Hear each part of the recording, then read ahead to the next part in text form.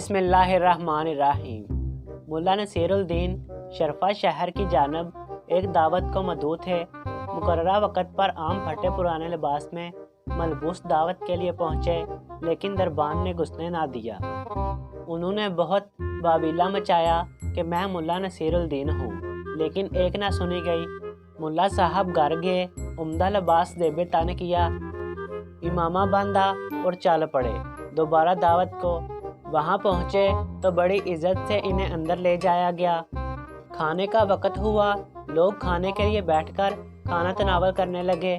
ملا صاحب نے کھانا برتن میں ڈالا اور اپنی آستینیں، امامہ اور دامن کھانے میں ڈبونے لگے۔